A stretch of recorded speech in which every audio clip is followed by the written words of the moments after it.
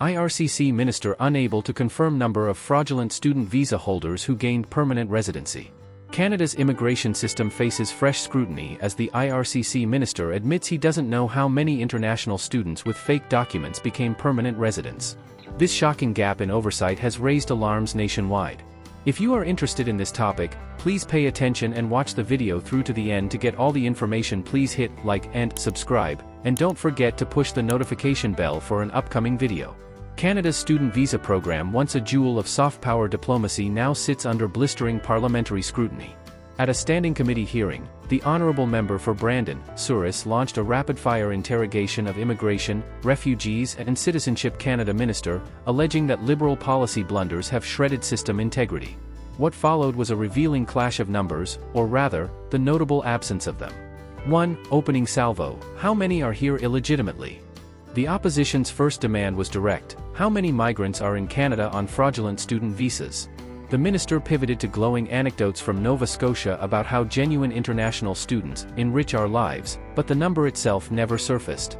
Each time the question was repeated, the answer detoured into policy aspirations: tightened visa integrity measures, higher financial thresholds, and fresh stakeholder consultations, yet the data vacuum remained. 2. Permanent residence black box.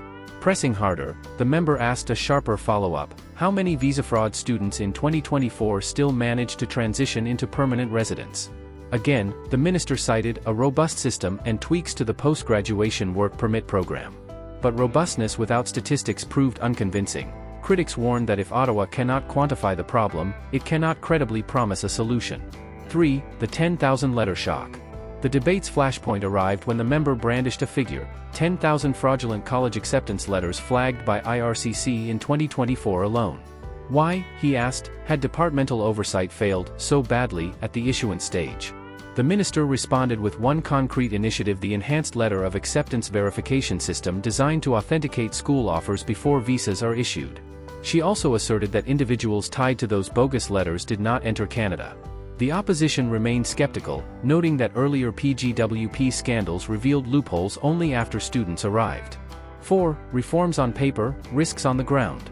Defending the government's record, the minister highlighted a dramatic 41% reduction in approved study permits from 2023 to 2024, 292,431 down from 497,416, as evidence of stricter gatekeeping. She touted higher proof of funds requirements, audits of suspect institutions, and a cap on off-campus work hours to deter bad actor recruiters. Yet, when asked for a single real-world metric how many fraudulent study permits have been flagged in 2025 so far, she offered only that the system is not a 100% tool, underscoring its persistent vulnerability. 5. The accountability gap. What the hearing laid bare is less a lack of intent and more a deficit of measurement. Without precise tallies of fraudulent visas, permanent residence conversions, or interdictions at ports of entry, Parliament and the public cannot gauge whether new safeguards are working. Opponents argue that IRCC's credibility now hinges on transparent, publicly accessible fraud statistics updated in real time. 6. Path forward, data, deterrence, and diplomacy. Canada's appeal as a study abroad destination rests on trust. Universities trust recruiters, students trust acceptance letters, and citizens trust their government to keep the system fair. The minister's promise of stronger integrity must therefore translate into verifiable numbers. How many forged letters were blocked before visas were issued, how many fraudulent permit holders were refused entry, and how many slipped through and gained permanent status?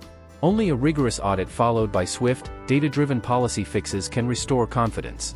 Conclusion: credibility at a crossroads. The hearing ended much as it began: questions hanging, numbers missing, and political tempers running high. For thousands of honest international students, the fallout is more than theater. Their dream of studying and staying in Canada depends on a system perceived as legitimate. Whether the government can turn pledges into proof may well determine the future of Canada's global education brand. With trust in the system on the line, Canadians are demanding answers and reforms. The question now is, how will the government fix a process that allowed fraud to slip through unnoticed?